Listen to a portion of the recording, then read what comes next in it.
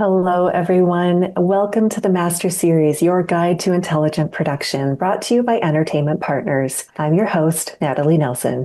In the Master Series, we focus on the important issues impacting the entertainment industry today through in-depth discussions with legal, tax, payroll, technology, and production experts. And today, our experts will be discussing the newly expanded Illinois film tax incentive and how you can leverage this generous incentive and the state's strong film infrastructure for your next project. A few quick housekeeping items as we get started today. First, we encourage you to join the conversation by posting questions in the Q&A section of the Zoom. We may cover your question during the discussion, but we will also save time at the end of today's panel to answer additional questions as time allows. Also, please take a few seconds after today's webinar to answer a short feedback survey. This gives you an opportunity to give us feedback as well as to suggest topics for future webinars. Your feedback is very important to us, and we thank you for it. Now I'm pleased to introduce you to today's panelists. Today we are joined by Eoin Egan, co-CEO of Cinespace Studios, one of the world's largest operators of sound stages with production facilities in Chicago, Atlanta, Toronto, Wilmington, Studio Babelsberg in Germany, and the upcoming new studio campus in Los Angeles. Previously, Eoin was head of production services, production management for Netflix, leading production planning and studio operations, as well as production hub expansion into Los Angeles, Atlanta, New York, London, Vancouver, Toronto, Madrid, Seoul, and Tokyo.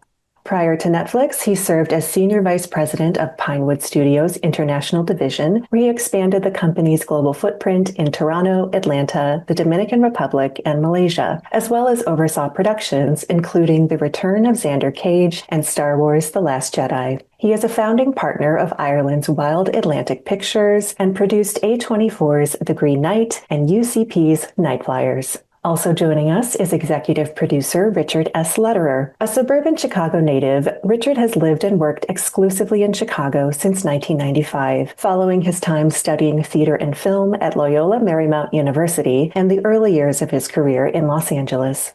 Richard's career has spanned roles including AD, UPM, line producer, and producer. And among his notable credits are My Best Friend's Wedding, Road to Perdition, Early Edition, ER, The Beast, Betrayal, and 102 episodes of the Emmy and Golden Globe winning drama Empire. Most recently, he served as executive producer on Dark Matter Season 2 and co-executive producer and producer of all 3 seasons of Power Book 4 Force.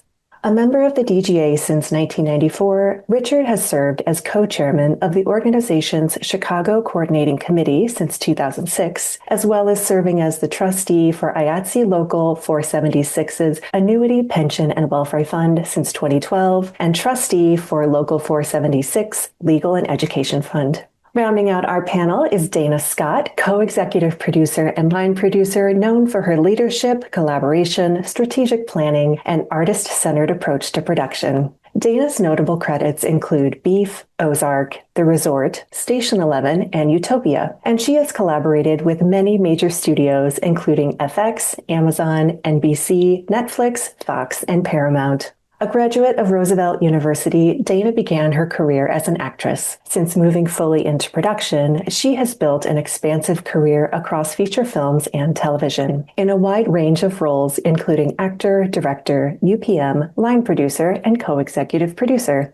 A proud member of the DGA, Dana is owner of 24 Truth Productions and is currently developing multiple independent feature projects. In addition to this, she continues to work in television as a freelancer. And finally, our moderator for today's conversation is Joseph Chianese, Senior Vice President and Production Incentives Practice Leader here at Entertainment Partners. In his role, Joe provides production and legislative consulting, financial, tax, and administrative services for domestic and international production incentives.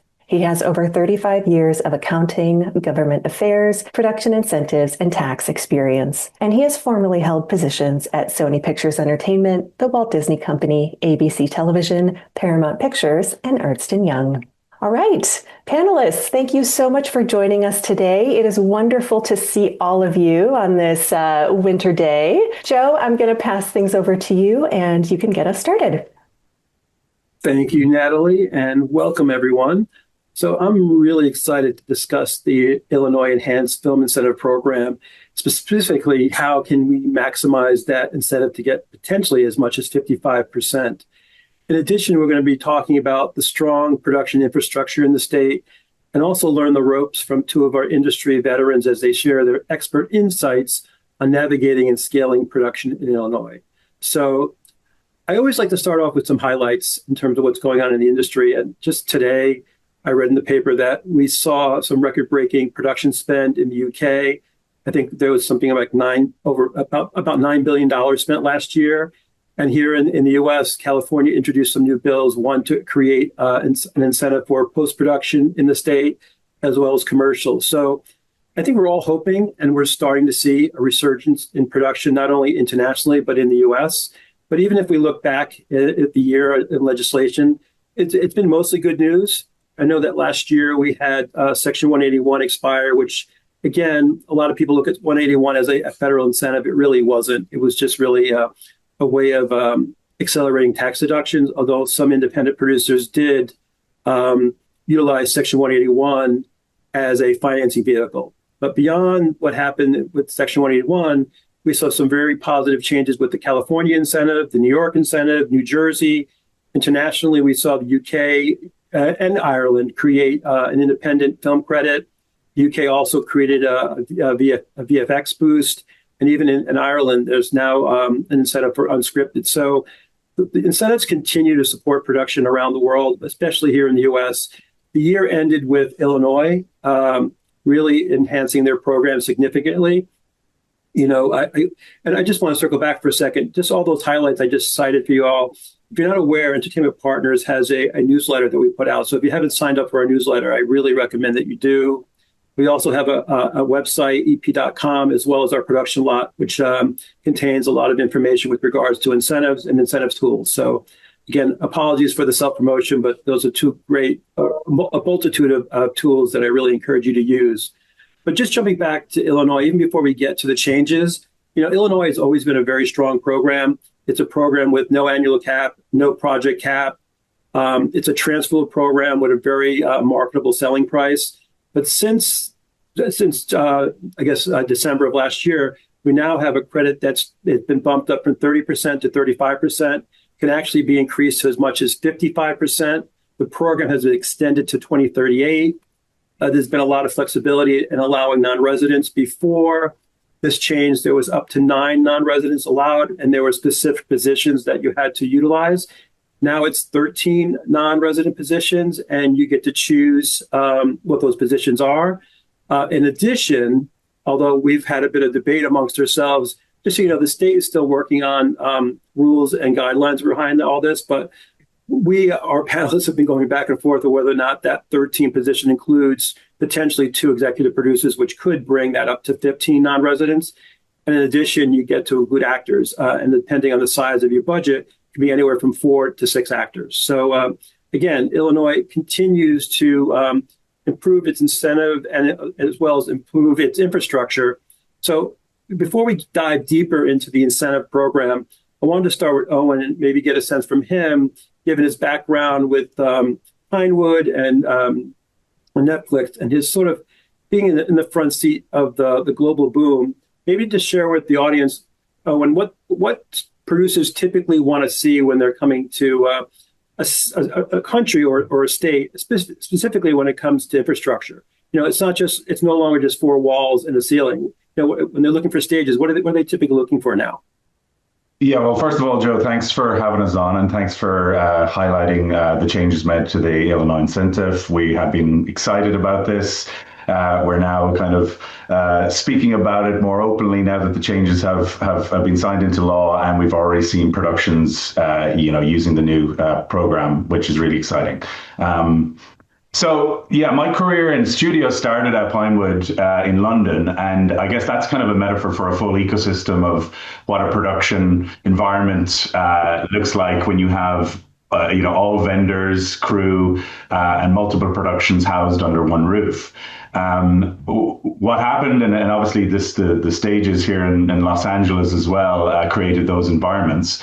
And then it grew from city to city. You know, that part of my role at Pinewood International was to create the Pinewood ecosystem in new cities that had, production communities that were growing, crew base was growing, multiple shows, and, that needs infrastructure with professionals, who know how to service production. So the program grew out into multiple cities and was highly successful. I think it's still going. Pinewood are doing well in Toronto and other locations. I then went to Netflix, and that was obviously different perspective. It was coming from the content creator's perspective. And again, it's growing crew base, incentive, and infrastructure. They're the kind of three pillars that the production community needs for success. We did that in multiple cities, and Netflix, have now what we call production hubs in many locations, and that really spurred me on, to get to the next challenge in my career. I wanted to do that again, and join the group that formed the kind of new Cinespace, taking over these studios that had been grown primarily in Toronto and Chicago, but Chicago is a real example of what a full ecosystem looks like in between the gates of Central Hub, very close to the United Center in Chicago, very close to where production shoot on the street, and we can do multiple shows, and that's, I think, it still remains a favorite for producers, is to get a one-stop shop environment, and that's what we focus on, and we'll talk about it probably later. It's all about service now and flexibility, I think we see as a main trend, but the one-stop shop environment within a gated community remains probably on the highest point on the list. That's great. I want to come back to the whole landmark extension of 2038, but one thing I don't know if I highlighted in the beginning, and it's really important to continue to highlight because people sometimes don't realize this, that all these changes that were put into effect are actually retroactive back to July 1st, 2025.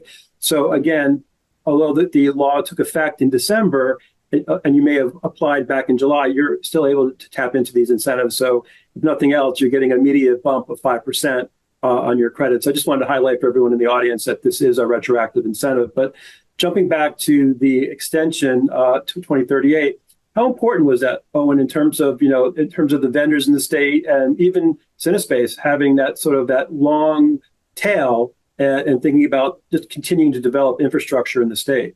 Yeah, extending the sunset was one of our priorities. It was extremely important. The Illinois Production Alliance is made up of many vendor companies, and they work to service shows, show to show, but you need that surety. We have a lot of new companies that have just set up on our lot in the past 12 months, and it was a nervous time for them. They needed the surety that it's great. It's great to see the 6 months or the 12 months ahead of you, but what's going to happen in 10 years' time? How can you build a business? How can you grow your business? And this is just a real backing of that, really, that you can have a long-term sustainable small business, medium-sized business, large business here in Chicago with the backing of that and the extension to sunset. Yeah, and I can't remember the number, but I remember reading not that long ago about what the records, because I had mentioned how much the UK spend was in 2025, but I remember reading not that long ago what again, a record-breaking production spend in Illinois as well. So production continues to remain steady and growing, because what we're seeing and hearing is that there seems to always be what's the hot jurisdiction right now? What's hot? And right now we're hearing a lot about New Jersey, but Illinois has always been out there, very consistent, sometimes under the radar. And one of the purposes of this webinar is to sort of continue to highlight this very strong incentive program, this very strong infrastructure. So I appreciate all that insight. So jumping to Dana, going back to one of Eoin's points, how has the local crew in the state matured to sort of support the growth in production and the growth in types of productions in the state? First of all, thank you, Joe, as well. I want to say thank you. Thank you.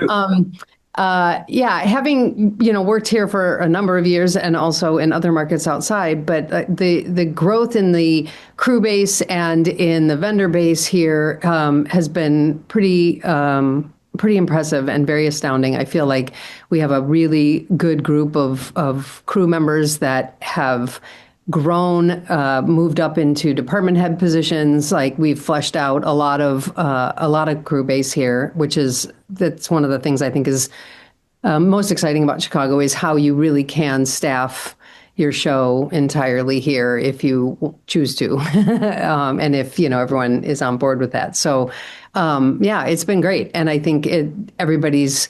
Because of the tax incentive that was in place, and certainly now this new tax incentive, people are coming here, moving here, coming from other markets to move here, and it's really turned into a very strong crew base and vendor base. And Illinois. Sorry to interrupt, but can I jump on that because there's two things. Owen, you were talking about the sunset clause, which goes to 38, which helps the infrastructure and helps small business. And you're talking about the department heads and how it has grown. It started in 2009 when the sunset clause, which from 2002 to 2009 was every year. So there'd be no infrastructure happening if the tax incentive only lasted a year. In 2009, it became 10 years, and at that point, it became an episodic town. That's when Cinespace opened its doors. That's when Dick Wolf shows come and Fox brought pilots, and it gave opportunity for it was known as maybe a 4 or 5 crew deep town back before 2009. Within 5 years. All those, because there weren't opportunities for people to move up, for the best boy to move up to move up to key grip, or anyone to move up to department head. All of a sudden, you need more department heads, and they had the opportunity. These quality people, from Chicago.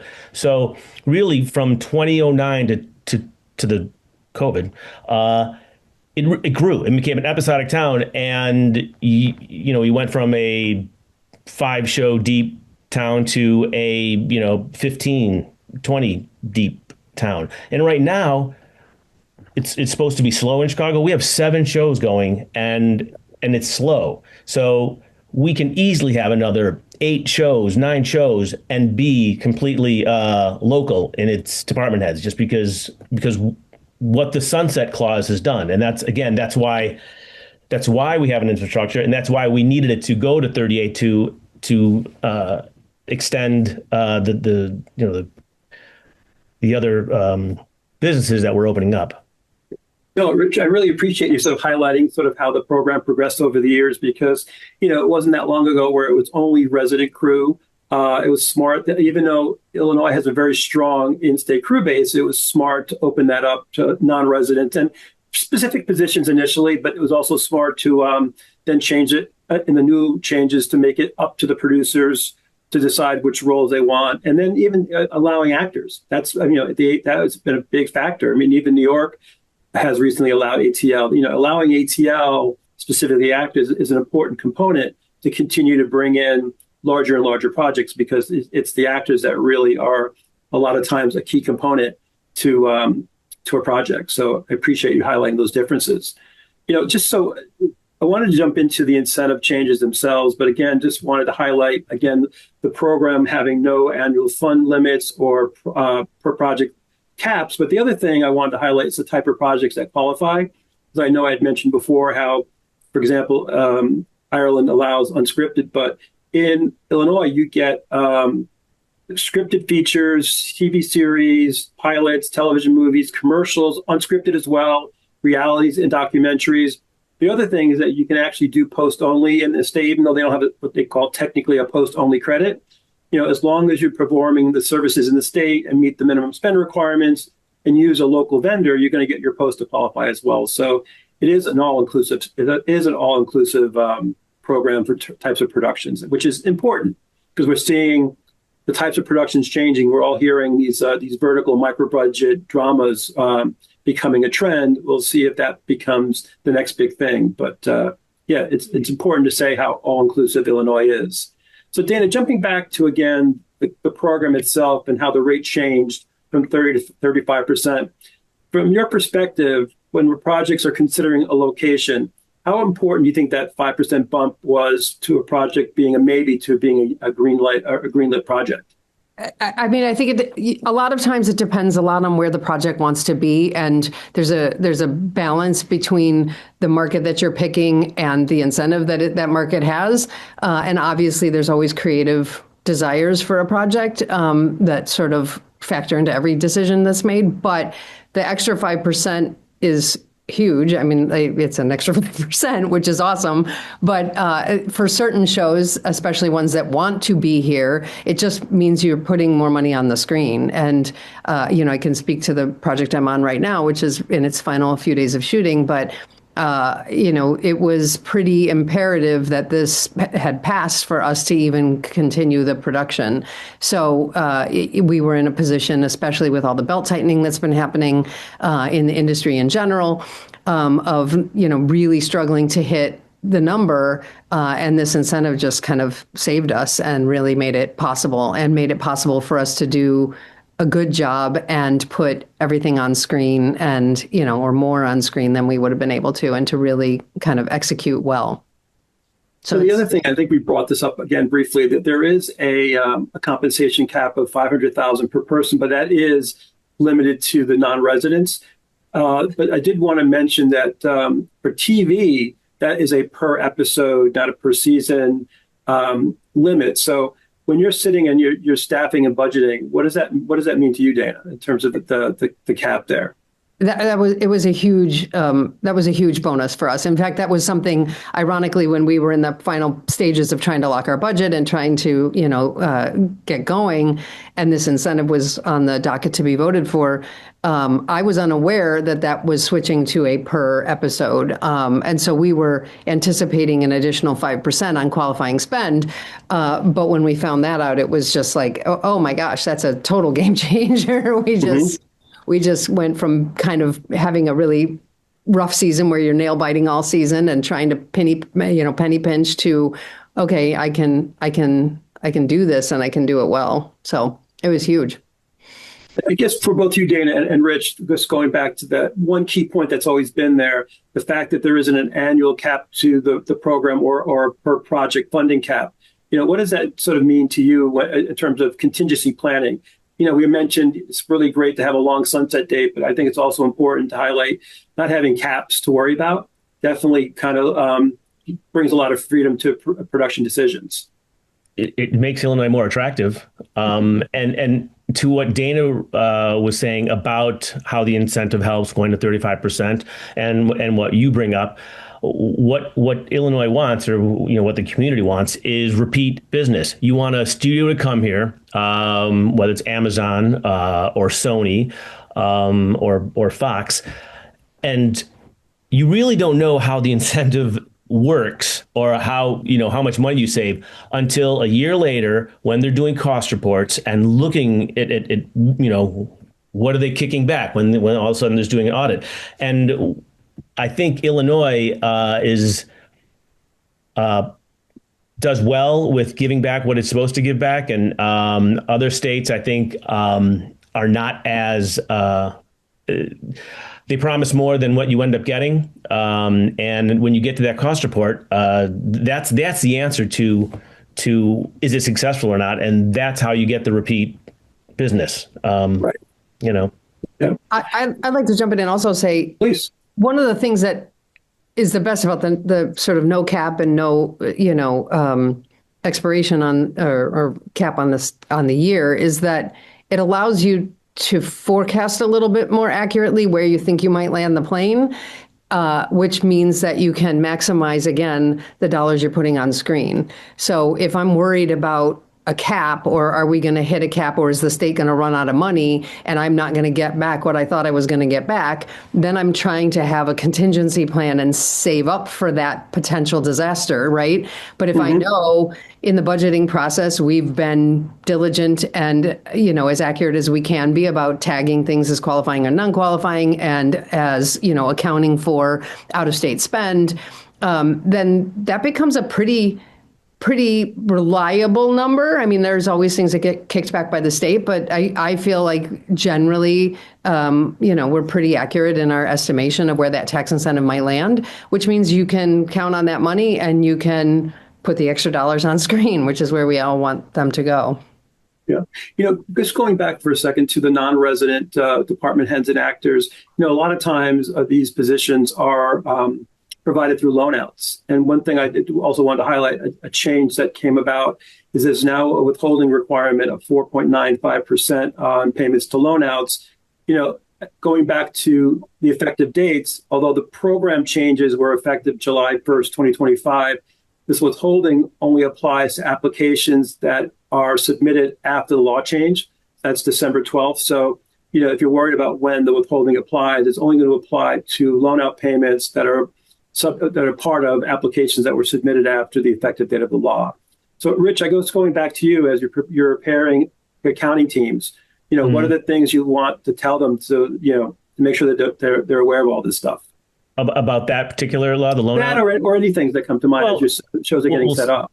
The loan out, I think, is something that Illinois is now catching up to other states. That's very typical across the country with most incentives. So we had that. We didn't have that for a while. Now we do. I think that Illinois has always been fiscally responsible and not pushed the limits, and that's why it continues to get better, and we haven't lost it. So, the nice thing about this new incentive or the enhancements is, when it was 30%, early in during that time, you would only put like 25%, 24%, because some things will get kicked back. And I'm talking if you're working on something, an episodic, if you're working on something that's all in Illinois and because it's a lower budget thing and you can't afford to go out or bring things in, that's one thing. But I'm working on episodics, which, sometimes you are bringing people in, bringing wardrobe in. If you need a 1965, Corvette, you might not get it here. So when you're calculating the incentive, you don't put 30%. You don't put 30%. You put 24%. So right now that the studios have been here a few times, and now that it's increased to 35%, and what you're going to get, you basically now the accounting can increase it to 30%. I would never calculate 35%, at least in the things that I do, because we do bring things from out of state. We do our best to do everything in state. And I would say the state has, 90% of what you need. But again, if you're doing a period piece or, there's some things you just have to get outside. But it definitely gives a lot more flexibility to the accounting team and to finance at the studios to push the envelope more of what you're going to expect back.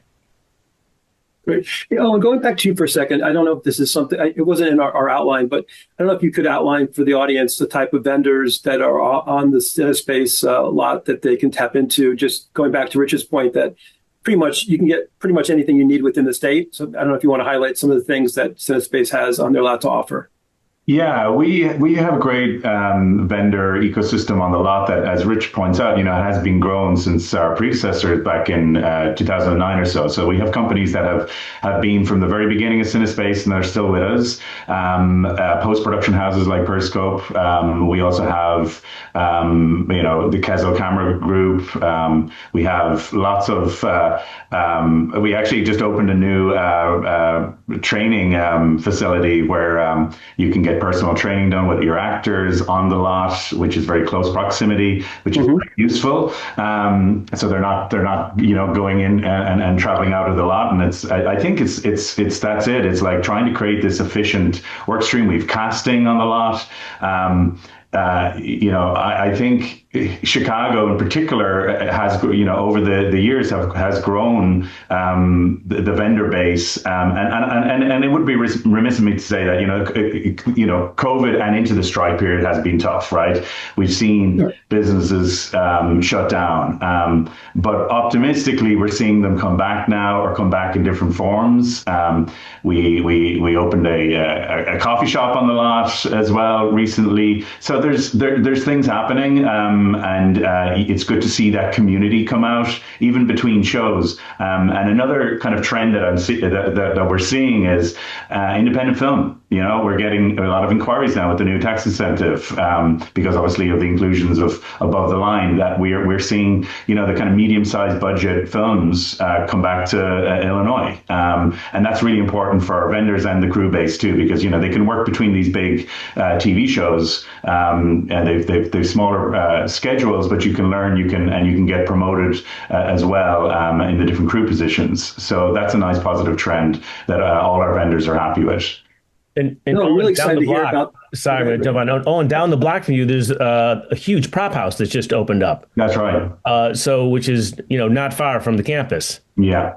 Yeah, and our lighting vendors are all, so people, even if you're not on our lot, you're definitely in the neighborhood, and we're seeing that come out as well. And Cinecity is another, they do a lot of, if you're just doing prep for offices and stuff like that, so it's the ecosystem, and it was growing great up until our kind of strike and then slowdown. But it's great to see that, and it wouldn't be back like it is if it weren't for the legislators, increasing this incentive. And the only thing I was going to say, Owen and Rich, is that I was excited to hear about sort of the resurgence of independent productions coming back to Illinois, because we're seeing that in California as well. Yeah. As I mentioned earlier, New York now has this independent credit. So it's great that here in the U.S. we're finding homes for independent productions, because, as I said, outside the U.S., you're seeing the U.K. and Ireland really being aggressive in trying to attract those types of productions. So it was very, very reassuring to hear that. So thanks. Yeah, like we see actors that may be on shows like The Bear, they have a break in their schedule between seasons or whatever, and they can work on a film, and that we've seen that too, which is great. So we're keeping them in Chicago, and it's the attraction of talent, as well as everything else. Yeah. So, Rich, I want to jump back to the headline of this panel, which is basically reaching that 55% maximum credit. I don't know if you want to sort of maybe talk to the components of that and the reality of actually hitting the 55%. I know before we went live, we were all going back and forth. How the heck do you get to 55? Doesn't it really add up to 65? So I don't know if you want to sort of share that conversation with the audience. I mean, I would say this, as I said earlier, we'll never hit 55%. It's a potential. I mean, some of it has to do with who you're hiring and where you're hiring. Some of it has to do with where you're filming, whether you're outside the counties, outside the connecting counties. So it's a potential, and what it really does, again, it gives the accounting staff freedom to increase the incentive number. It was around 20, 24, 28. You could bring it up to. You might even be able to calculate 35%, because again, you'll never reach that large number unless it's a very small production and everything's going to be inside, and you're going to hire everybody inside, as in inside Illinois and inside Cook County. So it just gives freedom that there's more ways to save money, and that's and as you say, you're talking about other states, but you're also talking it's a global competition now. We're trying to keep things in the United States. Since the strike, the option to go, it's not just where do you want to go to Toronto, Chicago, Atlanta, or New Jersey. It's let's go to Melbourne, or let's go to the UK. So. The competition it's a global competition. So that's what Illinois, understood, continually understands, and what keeps us competitive globally as opposed to just in the States. Yeah. And just to highlight for the audience in terms of how you get, so again, it's a 30 to 35, and then you get a diversity bump of 50% if you're basically hiring residents that are in economically depressed areas. Thank you, Natalie. There's also a regional uplift of 5%. There's actually a TV relocation uplift of 5% as well. One thing to highlight, although it's subject to potential change, that 5% is only eligible for the first season, but there is talk about expanding that beyond the first season. And then there's the sustainability bump of 5% in terms of spend for green certified production. So, when you add up all the pieces, I'm sorry to interrupt, but that's still being determined what those rules are. So I think they're hoping by May or June to really have to be able to put the rules down so we know how to get that. And then once we do have that, then now you have vendors that will help us get to that. I will say I think the potential of hitting 50% for the right kind of project, like if you had a series that wants to be in a rural setting and is relocating to Chicago as a season 2 show, and pending this green sustainability thing can hit the sustainability numbers, those 3 for the right kind of project feel actually very attainable to me. What's a little more difficult, I think, is the resident hiring, residents who live in economically disadvantaged areas. That's the part that's a little bit difficult to quantify. And Rich, I don't know if you'd agree with me, but as a production, I never even take that one into consideration because I have no clue who lives in those zip codes, and it's not something I ever rely on. I sort of think of it as like, great, if someone happens to have come from that sort of zip code, then that's a little bonus that we'll find out about way later, but it's not something but you can't budget it. You can't predict that. So, but I think 50% for the right kind of show is actually probably very attainable depending on where the sustainability rules land. I agree. We don't put that in the diversity 15%. However, the Illinois tax incentive from the beginning in 2002, it was always tied to diversity. And that's just the way it's been, and that's the culture. Because of that, every UPM, every line producer, that is what we've embraced again since the beginning.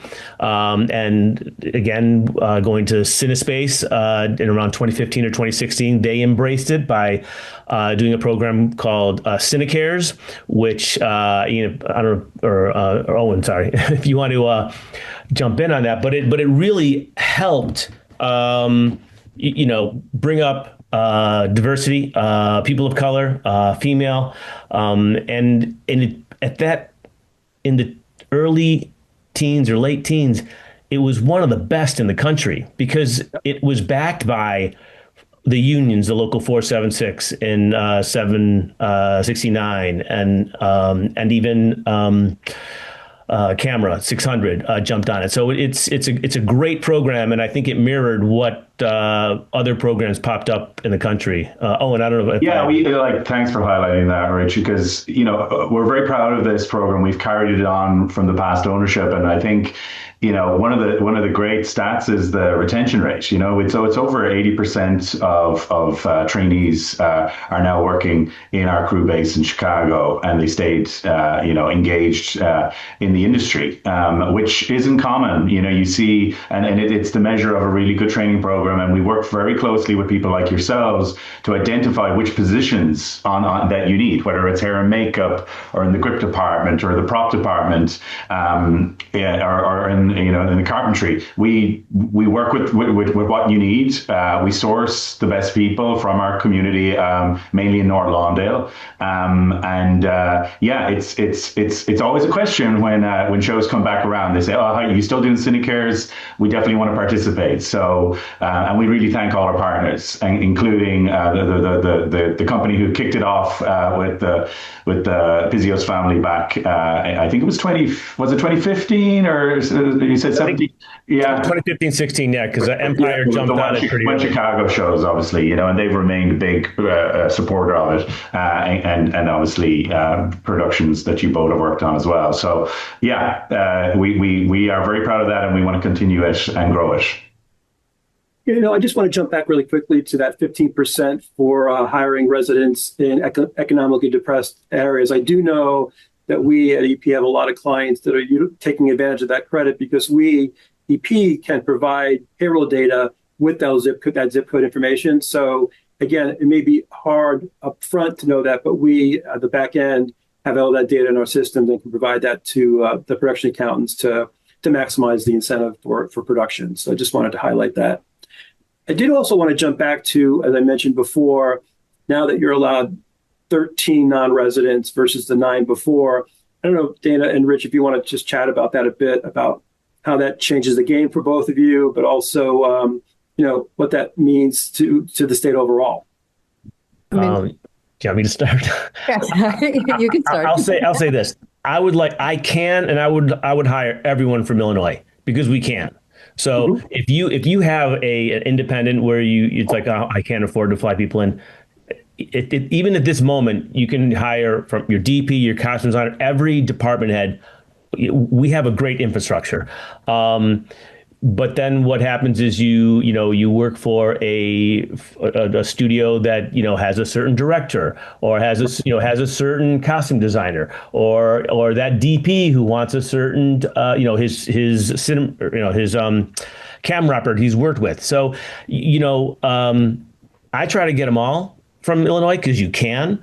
But depending on the project, there are times where they want to hire different folks from LA or New York or just out of Illinois.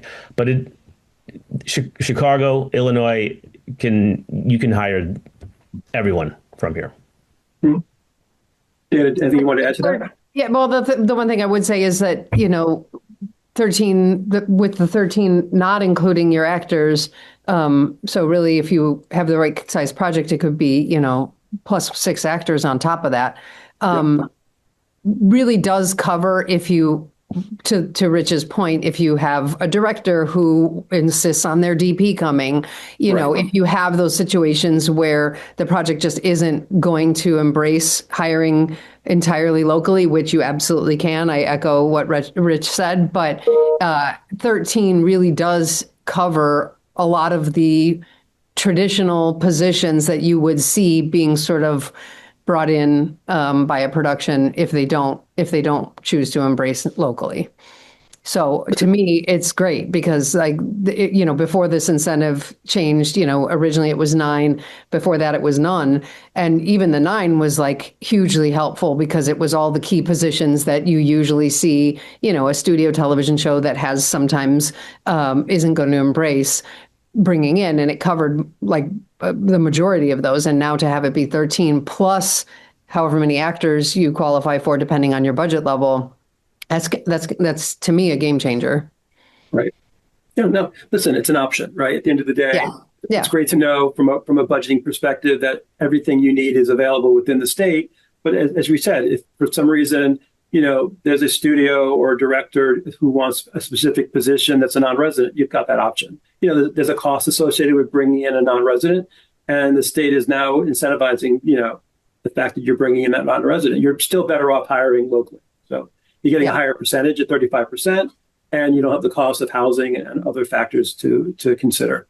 So Owen, I wanted to ask you a question going back to the actors. We've been touching on that. So as this is rolling out, and it actually isn't part of the new law, it was there before, but the allowance of actors now, anywhere from 4 to 6, are you hearing more about star-heavy projects or larger projects thinking about Illinois and Chicago that haven't been before?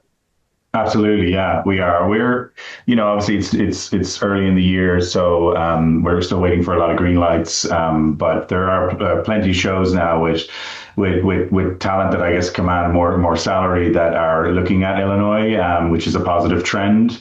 But also, as I mentioned before too, we're seeing it in the lower budget stuff where you have an independent film where an actor now can do it, or a star actor can do it and stay in Illinois, which has always existed, really. The John Hughes movies, and if you go back to Rich has worked at just The Road to Perdition, one of my favorite. All of these films were shot over the 80s and the 90s, and it did become more television episodic. But I think now we can definitely do a blend of both, and it's really exciting. The other thing, I don't know if we brought this up, another change is the ability to qualify air travel as long as you are traveling through Illinois headquartered airline. The only one that comes to mind is United Airlines. I don't know, Owen, or the others have any thoughts about, again, what that means to continuing developing, the state as sort of a one-stop shop for everyone. But definitely supports the hub of United out of Chicago, and they offer there's flights from most cities in the U.S. to Chicago. But yeah, in terms of the budget, I think Dana and Rich probably better at answering. I mean, it's just icing on the cake. Right. I mean, it's not something that you'll come here for, but it's like, oh, and you have this, so you all of a sudden, you use United, which again flies everywhere, and it's the hub, Chicago, and it's right out of O'Hare. It's just again an added bonus. Great. The other thing I want to touch on is, again, and I brought this up earlier, is so Illinois is a transferable credit, and there is an audit process that's required. So Illinois does require third-party CPAs to come in and audit the expenditures.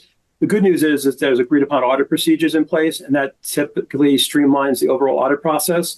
Clearly, a clean audit is your most valuable audit process.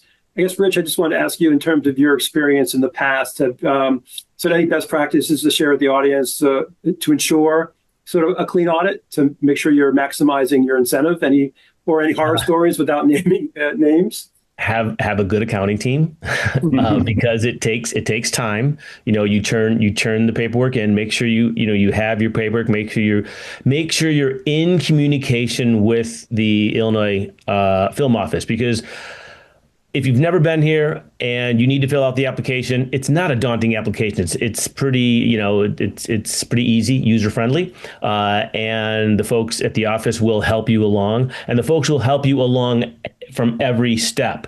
So I mean, I did a project during. You were talking about how the incentive is vast, commercials. Mm-hmm. I did a new media during the strike. I did a new media, which was it was a company that only they were doing rides. It's called Flyover, and it's housed in Navy Pier. They have a couple other ones, one in Vancouver, one in Vegas.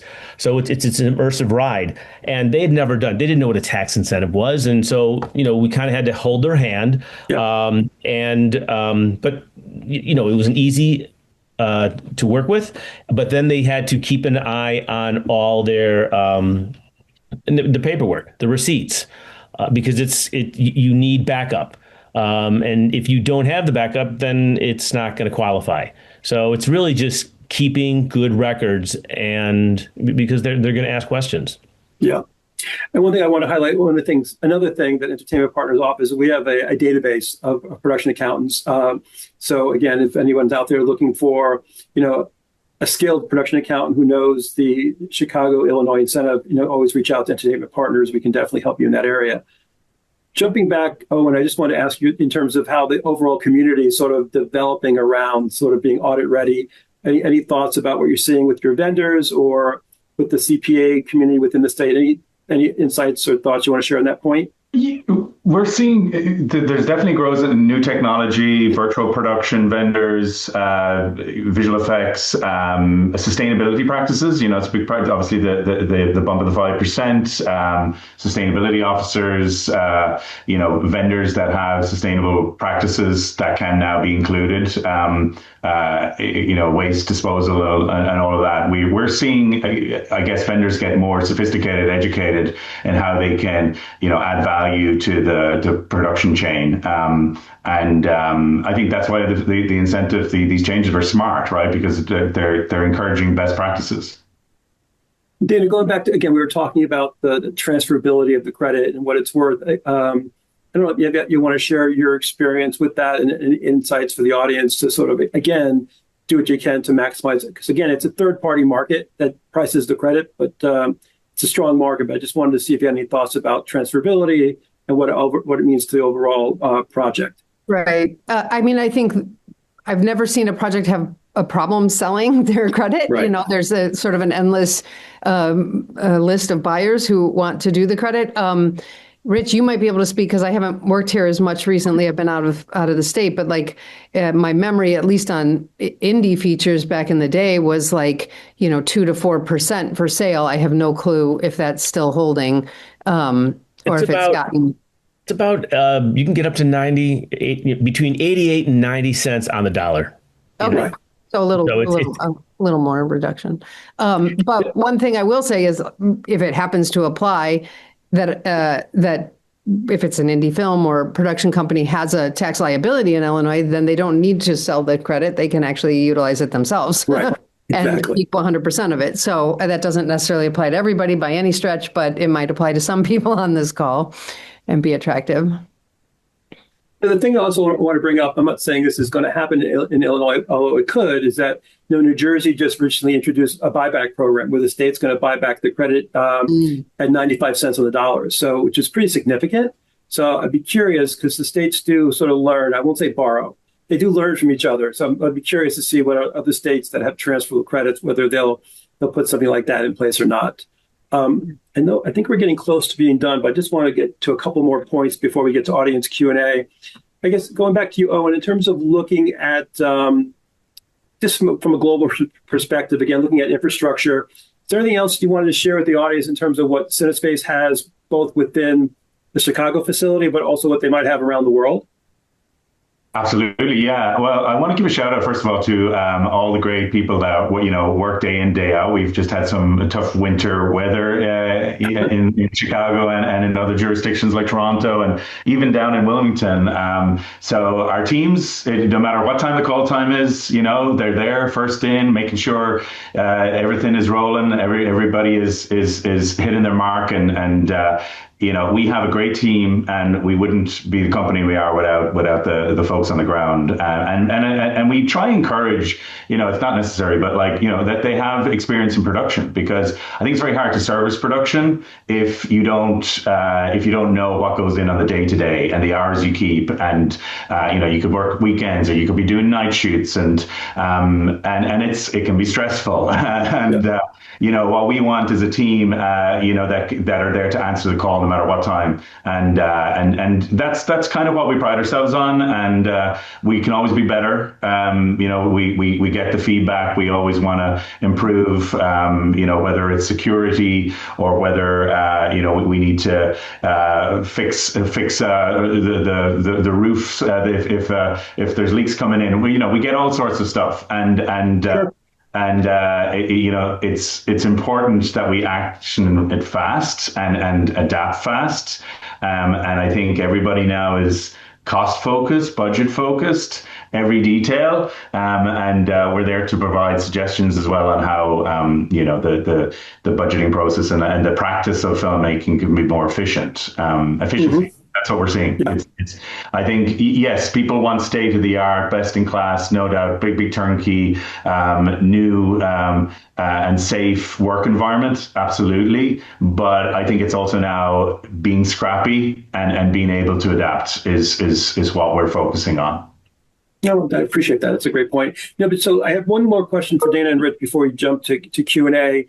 And I think we've been saying this all along, but with all these recent changes in Illinois, do you think this is going to keep Illinois in the overall conversation in terms of a go-to location, especially as you compare it to what the UK has been doing and Ireland and what Canada has been steadily doing all along? I think so, but I'm curious from the producer perspective if you think this is definitely going to keep Illinois in the conversation at an even stronger level. I do. I do. Yeah. And I think, I'm kind of like, I'm not sure if I'm supposed to be doing this, but I've been sort of reading the posted questions that's fine. To answer some here and there. But is it perfect?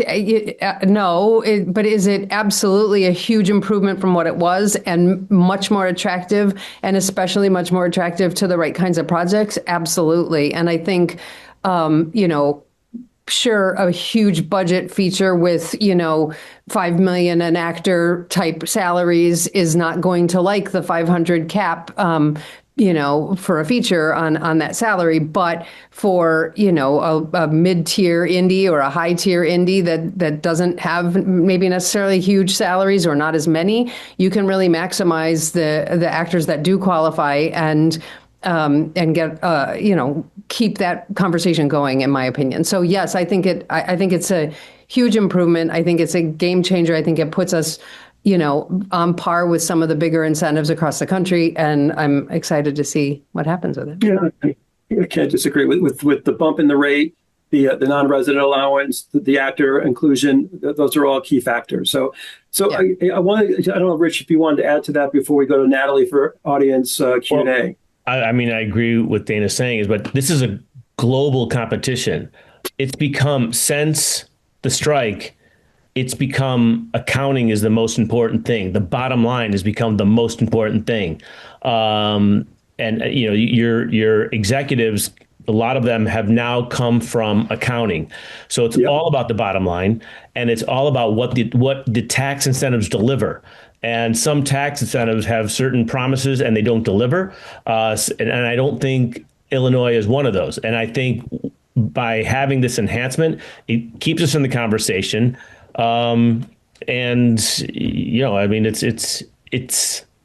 It's necessary. It's mandatory for us to have this, because I think if we didn't have it, we would slowly be out of the conversation. So by having what we have, I don't think we're going to have, a huge banner year. We're just every city in the United States is just trying to stay afloat.